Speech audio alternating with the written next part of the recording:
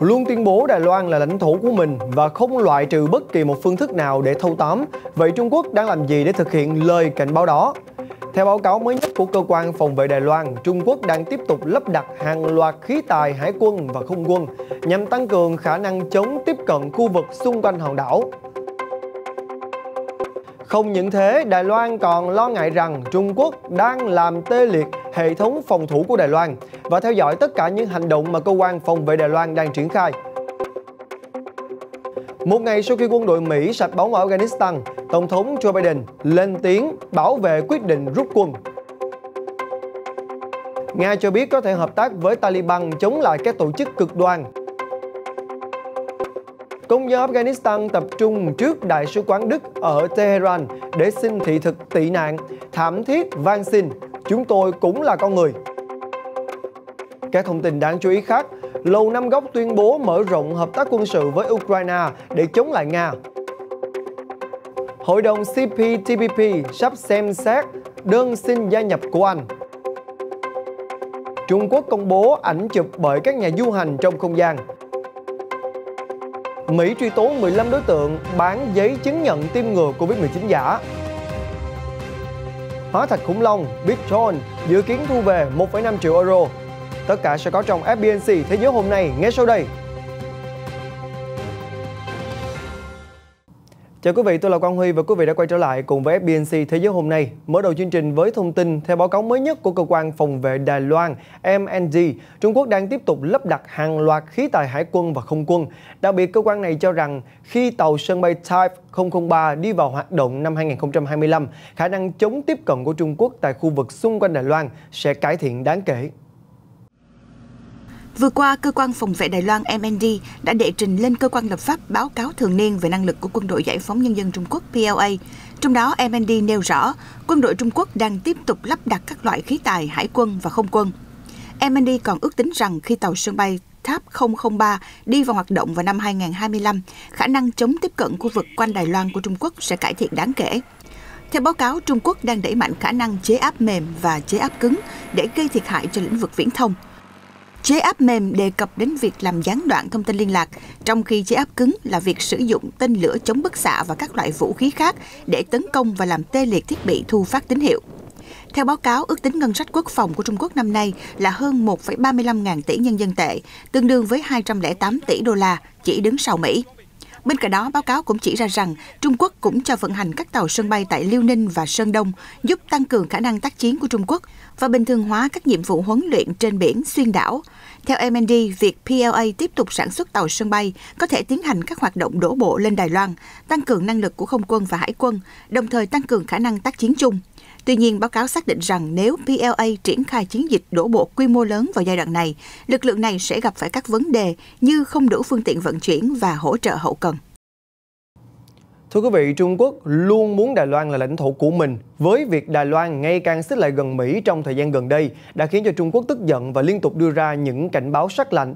Trong đó có lời cảnh cáo sẽ thâu tóm Đài Loan bằng mọi giá.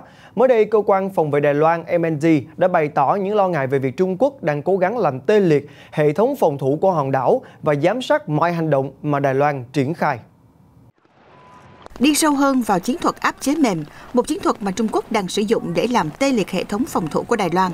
Cũng trong báo cáo thường niên của Cơ quan Phòng vệ Đài Loan MND, chiến thuật áp chế mềm này được Trung Quốc sử dụng để ngăn chặn liên lạc qua phần phía Tây của chuỗi đảo thứ nhất, chuỗi đảo chạy từ quần đảo Nhật Bản qua Đài Loan và xuống Philippines. Cụ thể, báo cáo viết, Trung Quốc có thể phát động các cuộc tấn công có dây và không dây nhằm vào mạng Internet toàn cầu. Điều này ban đầu sẽ làm tê liệt khả năng phòng không, chỉ huy trên biển và hệ thống phản công của chúng ta, tạo ra mối đe dọa to lớn. MND cho biết thêm, Trung Quốc cũng đã cải thiện khả năng do thám của mình bằng cách sử dụng mạng lưới Beidou có độ chính xác cao hơn cả hệ thống định vị GPS do Mỹ sở hữu. Điều này có nghĩa là Bắc Kinh có thể giám sát các chuyển động xung quanh Đài Loan, bên cạnh sự hỗ trợ cung cấp thông tin từ việc sử dụng máy bay do thám, máy bay không người lái và tàu thu thập thông tin tình báo. Hiện tại, Bộ Quốc phòng Trung Quốc vẫn chưa đưa ra bình luận nào về thông tin này. Thưa quý vị, theo những tấm hình chụp sân bay Kabul cho thấy, nhiều máy bay được để lại có vẻ đã bị tàn phá, phá hủy, không thể sử dụng. Tương tự là nhiều chiếc xe hơi, xe vũ trang và một số vật dụng quân sự. Vắng vẻ hoang tàn với những chiếc xe ô tô, xe bọc thép bị hư hỏng nằm ngổn ngang, quần áo rác rưởi cũng chất đầy trong khuôn viên. Đó chính là quang cảnh tại sân bay Kabul, Afghanistan, một ngày sau khi Mỹ rút toàn bộ quân khỏi đất nước này. Hình ảnh từ một đoạn video được hãng tin Reuters đăng tải cho thấy Taliban đã triển khai lực lượng có vũ trang đến đây để tuần tra và tiếp quản. Việc Mỹ rút quân đã chính thức khép lại sự hiện diện của quân đội Mỹ tại Afghanistan này trong suốt 20 năm qua. Cuộc chiến ở nước ngoài dài nhất từ trước đến nay của Mỹ đã cướp đi sinh mạng của gần 2.500 lính Mỹ và khoảng 240.000 người Afghanistan, cũng như tiêu tốn khoảng 2.000 tỷ đô la. Mặc dù thành công trong việc đánh bật Taliban khỏi quyền cai trị đất nước và ngăn Afghanistan trở thành căn cứ của Al-Qaeda để tấn công Mỹ, thế nhưng cuộc chiến này lại kết thúc với việc các chiến binh Hồi giáo cực đoan đã giành được quyền kiểm soát tại quốc gia Tây Nam Á này, thậm chí còn nhiều vùng lãnh thổ hơn so với thời kỳ cai trị trước đây. Một ngày sau khi máy bay C-17 cuối cùng của không quân Mỹ cất cánh rời khỏi Kabul, Tổng thống Mỹ Joe Biden đã lên tiếng kiên quyết bảo vệ quyết định chấm dứt cuộc chiến dài nhất của Mỹ. Trong một bài phát biểu trên sóng truyền hình, ông Biden cho rằng việc rút quân khỏi Afghanistan là quyết định sáng suốt nhất của Mỹ, trong bối cảnh nước này chỉ có hai lựa chọn là rút quân hoặc leo thang xung đột. Trong một cuộc họp báo ngày 31 tháng 8, Tổng thống Joe Biden cho biết ông sẽ không kéo dài cuộc chiến không hồi kết tại Afghanistan và cũng sẽ không kéo dài việc rút quân mãi mãi. Trong thời gian qua, ông Biden đã phải hứng chịu nhiều chỉ trích về cách mà Mỹ rút khỏi Afghanistan, đặc biệt sau cuộc sơ tán vội vã với những cảnh náo loạn, bạo lực và cả vụ đánh bom liều chết khiến 13 binh sĩ Mỹ và 169 người Afghanistan thiệt mạng. Tuy nhiên, ông cho rằng việc kết thúc cuộc chiến kéo dài 20 năm sẽ không thể tránh khỏi khó khăn hay nguy cơ bạo lực, bất chấp nó có được lên kế hoạch hay thực hiện vào thời điểm nào. Tháng 5 năm ngoái, Tổng thống Mỹ lúc bấy giờ là ông Donald Trump đã đàm phán về việc rút quân Mỹ khỏi Afghanistan với lực lượng Taliban. Chính quyền ông Biden hiện nay cũng đang cân nhắc điều chỉnh mối quan hệ với Taliban, phong trào Hồi giáo cực đoan bị Mỹ lật đổ sau vụ tấn công ngày 11 tháng 9 năm 2001, và giờ đây lại một lần nữa lên nắm quyền tại Afghanistan. Trong một cuộc phỏng vấn mới đây, một quan chức Nga cho biết nước này có thể sẽ phối hợp với Taliban một cách tích cực nhằm chống lại các nhóm vũ trang cực đoan như IS và Al-Qaeda. Trả lời cho câu hỏi về khả năng thiết lập hợp tác quân sự giữa Nga và Taliban, ông Andrei Kortunov, Tổng Giám đốc Hội đồng các vấn đề quốc tế Nga, nói với mạng truyền hình quốc tế Trung Quốc CGTN rằng đây là một việc có khả năng sẽ xảy ra. Nếu Taliban cam kết sẽ triển khai các chiến dịch chống lại những tổ chức cực đoan như IS hoặc Al-Qaeda trên lãnh thổ Afghanistan, chúng tôi không loại trừ một số hình thức hỗ trợ mà Moscow có thể dành cho Taliban. Tuy nhiên, ông Kortunov cũng lưu ý rằng Taliban vẫn bị liệt vào nhóm cực đoan ở Nga và khó có khả năng sẽ được xóa khỏi danh sách đen trong tương lai gần. Mặc dù vậy, điều này cũng không thể cản trở các cuộc đối thoại giữa hai bên. Cũng trong cuộc phỏng vấn, khi được hỏi về việc liệu Moscow có công nhận chính quyền Taliban hay không, ông Kortunov cho biết đây là một câu hỏi mở khi vấn đề này cần sự tham gia thảo luận từ cộng đồng quốc tế. Mới đây, người dân Afghanistan đã tập trung trước Đại sứ quán Đức ở Tehran, Iran để xin thị thực tị nạn từ quốc gia châu Âu này. Cuộc khủng hoảng người tị nạn diễn ra sau khi Taliban tiến vào và tiếp quản Afghanistan một cách nhanh chóng vào giữa tháng 8 vừa qua. Khoảng 150 người Afghanistan đã tập trung trước Đại sứ quán Đức ở Tehran, cũng như Đại sứ quán Thổ Nhĩ Kỳ liền kề, với hy vọng được cấp thị thực. Hỡi những con người thường xuyên đi hô hào về nhân quyền trên khắp thế giới, ở đây không có nhân quyền. Nếu quyền con người tồn tại thì chúng tôi cũng là con người. Nhưng chúng tôi đã không có quốc gia, không có tổng thống. Afghanistan đã chìm trong chiến tranh suốt 40 năm liền. Cao ủy Liên Hiệp Quốc về người tị nạn UNHCR cho biết vào ngày thứ Sáu, có tới nửa triệu người Afghanistan có thể rời bỏ quê hương vào cuối năm nay, kêu gọi tất cả các nước láng giềng mở cửa biên giới để không bỏ rơi họ. Trái lại, các quan chức Taliban đã kêu gọi người Afghanistan không nên rời đi và nhấn mạnh rằng lực lượng này cần họ để giúp phát triển đất nước. Chuyển sang các thông tin khác, Bộ trưởng Quốc phòng Mỹ Lloyd Austin cũng đã có cuộc gặp với Tổng thống Ukraine Vladimir Zelensky tại đây. Hai bên cũng đã thảo luận về cơ sở chiến lược trong quan hệ đối tác quốc phòng và đặc biệt là về các vấn đề như an ninh mạng, tình báo và phát triển vũ khí. Đặc biệt là Lầu Năm Góc đã tuyên bố sẽ mở rộng hợp tác quân sự với Ukraine để chống lại sự xâm lược của Nga. Phát biểu tại cuộc gặp với Tổng thống Ukraine Vladimir Zelensky vào ngày 1 tháng 9, Bộ trưởng Quốc phòng Mỹ Lloyd Austin cho biết Hiệp định Mỹ-Ukraine về cơ sở chiến lược trong quan hệ đối tác quốc phòng vừa được ký kết ngày 31 tháng 8, đang mở rộng hợp tác trên Biển Đen, an ninh mạng, tình báo và phát triển vũ khí. Bộ trưởng Austin nêu rõ, Washington hoan nghênh việc Kiev muốn gia nhập Tổ chức Hiệp ước Bắc Đại Tây Dương NATO. Thỏa thuận khung cũng quy định việc thực hiện những cải cách trong lĩnh vực quốc phòng cần thiết cho vấn đề này. Ông Austin cho biết, Tổng thống Joe Biden đã thông qua gói viện trợ quân sự mới trị giá 60 triệu đô la cho Kiev. Gói viện trợ này bao gồm việc cung cấp cho Ukraine các hệ thống tên lửa chống tăng Javelin. Về phần mình, Tổng thống Ukraine Volodymyr Zelensky tuyên bố thỏa thuận quốc phòng mà nước này và Mỹ ký kết đánh dấu một chương mới trong hợp tác quốc phòng song phương. Tổng thống Ukraine đang có chuyến thăm và làm việc tại Washington. Theo lịch trình, ông cũng sẽ có cuộc hội đàm với Tổng thống Mỹ Joe Biden. Trong số các chủ đề thảo luận chính, dự kiến có vấn đề Mỹ tham gia vào quá trình khôi phục hòa bình ở vùng Donbass, lập trường của hai bên về dự án Nord Stream 2 và việc đảm bảo an ninh năng lượng cho Ukraine. Thưa quý vị, mới đây, Bộ trưởng Tái thiết Kinh tế Nhật Bản Yasutoshi Nishimura, người cũng giữ chức Bộ trưởng phụ trách đàm phán về CPTPP của Nhật Bản cho biết, cuộc họp sắp tới của Hội đồng CPTPP, cơ quan ra quyết định cao nhất của CPTPP, sẽ được tổ chức dưới sự chủ trì của Nhật Bản. Tại cuộc họp này, thì các bộ trưởng sẽ thảo luận về đơn xin gia nhập của Vương quốc Anh và các biện pháp tăng cường hợp tác giữa 11 nước thành viên. Về việc gia nhập CPTPP của Vương quốc Anh, mới đây Bộ trưởng Nishimura cho biết Nhật Bản đang hợp tác chặt chẽ với Anh và đang tiến hành các công việc cần thiết để đẩy nhanh tiến độ đàm phán. Trước đó, vào tháng 2 2021, Vương quốc Anh đã nộp đơn xin gia nhập CPTPP. Đây là nước đầu tiên xin gia nhập tổ chức này kể từ khi hiệp định bắt đầu có hiệu lực vào cuối năm 2018. Vào đầu tháng 6 2021, các nước thành viên CPTPP nhất trí khởi động đàm phán về đơn xin gia nhập của Anh. Được ký kết tại Chile vào tháng 3 2018, CPTPP hiện có 11 thành viên. Hiệp định này bắt đầu có hiệu lực vào ngày 30 tháng 12 2018 sau khi được Úc, Canada, Nhật Bản, Mexico, New Zealand và Singapore thông qua và bắt đầu có hiệu lực tại Việt Nam từ tháng 1 2019. Trong một thông báo hôm qua ngày 1 tháng 9, thì Bộ Y tế Palestine đã xác nhận một trường hợp người Palestine đã bị quân đội Israel vô cớ bắn chết trong đêm ở gần làng Beit al-Tata, phía tây thành phố Ramallah, thuộc bờ Tây. Theo nhân chứng, thì vụ việc này xảy ra trong lúc người này đang đi làm trở về và không có bất kỳ một tranh chấp hay là xung đột nào. Họ cho biết nạn nhân là một người đàn ông 39 tuổi, cư dân sống trong làng, có giấy tờ tùy thân của Jerusalem, nên có thể đi lại tự do giữa Israel và bờ Tây dải Gaza và Đông Jerusalem. Những khu vực mà người Palestine hy vọng sẽ thành lập một quốc gia độc lập đã bị Israel chiếm giữ trong chiến tranh Trung Đông vào năm 1967. Xung đột bạo lực giữa Israel và Palestine thường xuyên bùng phát trong khu vực kể từ khi các cuộc đàm phán hòa bình do Mỹ bảo trợ bị phá vỡ vào năm 2014. Chuyển sang một thông tin về không gian, Cơ quan Hàng không Vũ trụ Trung Quốc mới đây đã công bố các tấm hình được chụp bởi những nhà du hành nước này đang làm việc ngoài không gian. Trong đó thì có những tấm hình rất đẹp, thể hiện được rất nhiều góc cạnh của hành tinh mà chúng ta đang sinh sống. Một loạt ảnh thể hiện vẻ đẹp ngỡ ngàng của trái đất vừa được Văn phòng Kỹ thuật Không gian có người lái Trung Quốc đăng tải công khai. Tất cả bức ảnh này do các phi hành gia Thang Hồng Ba và Nhiếp Hải Thắng chụp từ tàu vũ trụ Thần Châu 12, cho thấy những khung cảnh tuyệt vời của Vịnh Gini, Bắc Phi, cao nguyên Ethiopia, Ấn Độ Dương, Bắc Kinh và Thái Bình Dương từ không gian.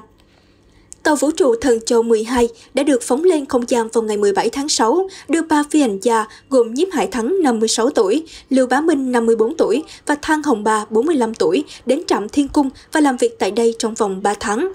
Sau đó vào ngày 4 tháng 7, ông Lưu Bá Minh và Thang Hồng Ba đã hoàn thành hoạt động đi bộ ngoài không gian đầu tiên. Theo kế hoạch, hai phi hành gia Nhiếp Hải Thắng và Lưu Bá Minh sẽ thực hiện các hoạt động này lần 2 vào ngày 20 tháng 8 sắp tới. Phi hành đoàn tàu vũ trụ Thần Châu 12 sẽ tiếp tục thực hiện các cuộc thử nghiệm công nghệ liên quan tới việc lưu trú dài ngày của các phi hành gia, hệ thống hỗ trợ sự sống, theo dõi hoạt động di chuyển và vận hành ngoài không gian, cũng như bảo trì tại quỹ đạo trước khi trở về trái đất vào giữa tháng 9. Thưa quý vị, truyền thông địa phương đã đưa tin các nhà chức trách Mỹ mới đây đã đề nghị truy tố 15 đối tượng trong đường dây mua bán giấy chứng nhận tiêm ngừa vaccine COVID-19 giả do một người phụ nữ có biệt danh là Anti-Vax Mama cầm đầu. Các công tố viên thành phố New York, Mỹ hôm 31 tháng 8 đã tiến hành truy tố 15 nghi phạm mua bán giấy chứng nhận tiêm vaccine ngừa COVID-19 giả. Theo cáo trạng, một người phụ nữ tên Jasmine Clifford, 31 tuổi từ bang New Jersey, được biết đến với biệt danh Anti-Vax Mama, đã bán khoảng 250 giấy chứng nhận giả thông qua tài khoản Instagram cá nhân từ tháng 5 với giá 200 đô la Mỹ cho mỗi giấy chứng nhận. Qua kết quả điều tra, đối tượng Clifford đã thông đồng với một người khác tên Nadeja Beckley, 27 tuổi, để nhập tên của ít nhất 10 người một cách bất hợp pháp vào cơ sở dữ liệu những người đã tiêm vaccine của bang New York. với mục đích lấy 250 đô la Mỹ lệ phí. Trong khi đó, nghi phạm Barkley đã cùng 13 người khác mua giấy chứng nhận giả. Những người này được cho là nhân viên làm việc tại các bệnh viện hay nhà dưỡng lão. Vụ bắt giữ được diễn ra trong bối cảnh nhiều bang tại Mỹ hiện tăng cường yêu cầu người dân tiêm vaccine nhằm ngăn chặn làn sóng đại dịch Covid-19 đang hoành hành ở quốc gia này trong thời gian gần đây. Chính phủ Argentina mới đây đã tiếp tục gia hạn các lệnh hạn chế xuất khẩu thịt bò trong bối cảnh lo sợ nguồn cung thực phẩm trong nước thiếu hụt. Tuy nhiên, thì điều này đã gây ra sự bất bình đối với những người sản xuất trong nước. Hôm thứ Ba 31 tháng 8 vừa qua, các nhà chức trách Argentina thông báo sẽ tiếp tục gia hạn lệnh hạn chế xuất khẩu thịt bò cho đến cuối tháng 10. Động thái này được đưa ra vài tháng trước khi chính phủ nước này tổ chức cuộc bầu cử giữa nhiệm kỳ quan trọng. Cùng với đó là việc Tổng thống Trung tả Alberto Fernández muốn kiềm hãm giá thịt bò trong nước gia tăng. Bởi giá sản phẩm tăng cao có thể làm ảnh hưởng đến sự tín nhiệm của các cử tri này đối với đảng mà ông Fernández lãnh đạo, nhất là vào thời điểm xã hội quốc gia Nam Mỹ này đang hứng chịu những tác động tiêu cực từ đại dịch Covid-19. Vào tháng 6, giới chức Argentina đã thông báo sẽ hạn chế xuất khẩu một số mặt hàng thịt bò như một phần trong nỗ lực kiểm soát lạm phát giá thực phẩm trong nước, khi các chuyên gia dự báo tỷ lệ lạm phát của nước này sẽ đạt mức 50% trong năm nay. Giá thịt bò tại quốc gia xuất khẩu thịt bò lớn thứ 5 thế giới như Argentina vẫn luôn là một chủ đề gây nhiều tranh cãi, đặc biệt là tại cuộc bầu cử lập pháp tại nước này được diễn ra vào tháng 11 sắp tới. Thưa quý vị, Phó Giám đốc Google phụ trách về khu vực Trung Âu mới đây đã cho biết rằng tập đoàn này sắp đầu tư khoảng 1 tỷ euro vào Đức, nhắm vào các hệ thống điện toán đám mây và đặc biệt là lĩnh vực tái tạo năng lượng. Sau một quãng thời gian xem xét và đàm phán cùng giới chức địa phương, gã khổng lồ công nghệ Google đã chọn lựa thủ đô Berlin, Đức và các vùng lân cận để mở rộng mạng lưới điện toán đám mây của tập đoàn tại khu vực châu Âu.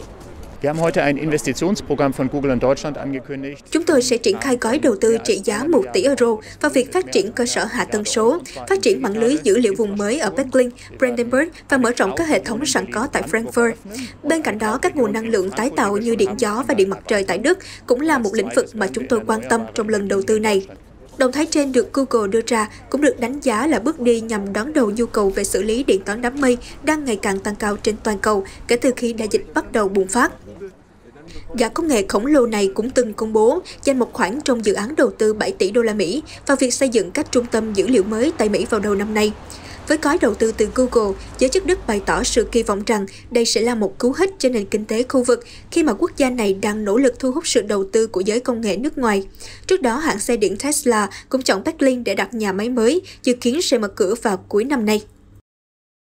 Hóa thạch Bichon, bộ xương của loài khủng long ba sừng có kích thước lớn nhất từng được các nhà khoa học phát hiện, sẽ được đem ra đấu giá ở Paris, Pháp vào cuối tháng 9 và dự kiến sẽ thu về 1,5 triệu euro.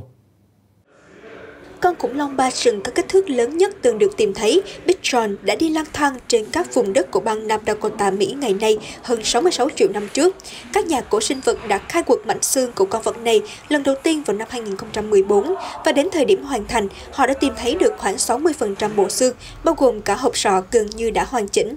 Một nhà đấu giá Pháp Drouert ước tính bộ xương Bichon sẽ có giá từ 1,2 đến 1,5 triệu euro khi tham gia buổi đấu giá được tổ chức ở Paris vào cuối tháng này. Chủ yếu được bán cho các viện bảo tàng, bộ hài cốt khủng long này hiện đang ngày càng thu hút nhiều người mua tư nhân hơn. Hộp sọ của Bichon được đặt theo tên của chủ nhân của vùng đất nơi tìm thấy hơn 200 mảnh xương của khủng long ba sừng, có chiều dài 2,62 m, khoảng 1/3 so với chiều dài tổng thể và rộng 2 m. Một chú voi mẹ đã sinh đôi 2 chú voi con vô cùng đáng yêu tại một trung tâm ở Sri Lanka. Đây là lần đầu tiên sau 80 năm nước này mới lại chứng kiến voi sinh đôi như vậy. Pinnaquala, trại voi mồ côi lớn nhất thế giới ở Sri Lanka, hôm 31 tháng 8 đã chào đón 2 cá thể voi mới, cặp voi song sinh đầu tiên trong điều kiện nuôi nhốt ở Sri Lanka kể từ năm 1941. Tuy chúng có kích thước khá nhỏ khi chào đời, song đều khỏe mạnh. Người đứng đầu trại voi Pinnaquala, bà Jayanta Jayawardene cho biết, con voi mẹ tên Suranki, 25 tuổi, đã từng sinh một con voi đực vào năm 2009 và đây là lần sinh nở thứ 2 của nó cùng con voi đực Bandu, 17 tuổi. Trại voi Pinnaquala được thành lập vào năm 1975, hiện là nơi chăm sóc cho 81 con voi hoang dã và cũng là điểm thu hút lượng lớn khách du lịch của Sri Lanka. Tuy nhiên, cơ sở này đang tạm ngừng đón khách để phòng ngừa dịch Covid-19. Quý vị thân mến, một cuộc đua xe làm từ các vật liệu tái chế rất thú vị đã diễn ra ở thủ đô Lima của Peru vào đầu tuần này. Và theo ban tổ chức thì các gia đình, cha mẹ và trẻ em đều vô cùng háo hức. Cuộc đua vừa mang lại niềm vui, vừa giúp nâng cao nhận thức về môi trường. Hàng trăm người dân Peru, trong đó có nhiều gia đình và trẻ nhỏ đã cùng nhau tụ tập vào đầu tuần này 30 tháng 8 để tham gia một cuộc đua xe tái chế tại San Miguel, thuộc vùng đô thị Lima. Cuộc thi đã chứng kiến những màn tranh tài vô cùng gay cấn đến từ những chiếc xe tự chế, được làm từ vật liệu tái chế với nhiều hình dáng, màu sắc độc đáo. Các gia đình, trẻ em và phụ huynh có thể thể hiện sự sáng tạo của mình trong cuộc thi đua xe này. Sự kiện năm nay đã ghi nhận rất nhiều sự sáng tạo. Tại cuộc đua năm nay, người chiến thắng chung cuộc thuộc về chiếc xe được lấy cảm hứng từ hoạt hình 7 viên ngọc rồng do 3 người bạn chế tạo. Vị trí thứ 2 và thứ 3 lần lượt thuộc về những chiếc xe tự chế theo chủ đề Flintstones và Fast and Furious.